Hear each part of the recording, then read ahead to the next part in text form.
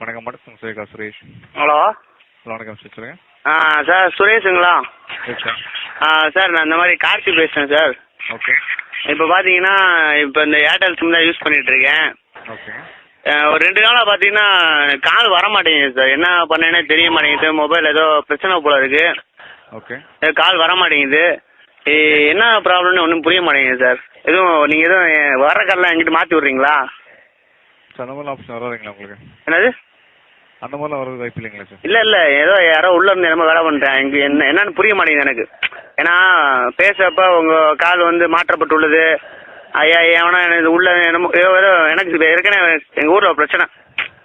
யாரோ என் நம்பரை என்னமோ பண்ணுறாங்க. அது என்னன்னு புரிய மாட்டேங்குது. இதே நம்பருங்களா வேறு நம்பருங்களா?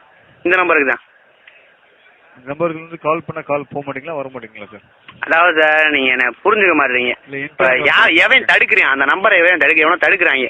லைன் மேலே நின்று ஏதோ ப்ராப்ளம் பண்ணுறான். என் மங்களி அப்படிதான் சொன்னேன்.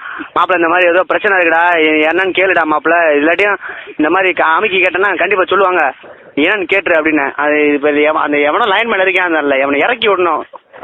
என்னமோ பண்ணுறான். அது என்னன்னு சொல்லுங்க எனக்கு கரெக்டாக. இன்கமிங் வர மாட்டீங்களா உங்களுக்கு? இன்கமிங்னா சார் உங்களுக்கு இன்கமிங் வர மாட்டேங்குங்களா உங்களுக்கு? அதான் சார் இன்கமிங்ன்ற ஒருத்தர் இருக்கானா? Hello hello hello sir. Hello sir. இல்லை சார், இப்போ யாரோ இன்கமிங் என்னமோ இப்போ சொன்னீங்களே, என்னன்னு கேட்குறேன். அவன் தான் பிரச்சனை பண்ணுறானா? சார் உங்களுக்கு வந்து அந்த இன்கமிங்ன்றவன் தான் பிரச்சனை பண்ணுறேன், அப்படி தானே? ஹலோ சார், உங்களுக்கு என்ன ப்ராப்ளம் தெரிஞ்சுக்கலாங்களா? இல்லை சார், நீ என்ன சொல்ல வரேன்னா இப்போ எனக்கு கால் வர மாட்டேங்குது. சரிங்க. எவனா வந்து பிரச்சனை பண்ணுறேன்னு என் பங்காளி சொன்னேன்ல. இப்போ எவன் லைனில் இருக்கேன்னா இறக்கி விடுங்க. எவனா லைனில் இருக்கான். லைனுங்களா? ஆமாம், இதை லைன் இப்போ ஃபோன் வருமாம்ல, அந்த லைனில் எவனும் நிற்பானாம்ல, நின்றா வந்து பேச முடியாது. இது ஒரு வகையாக செய்விட மாதிரி நினைக்கிறேன், அப்படி தானே?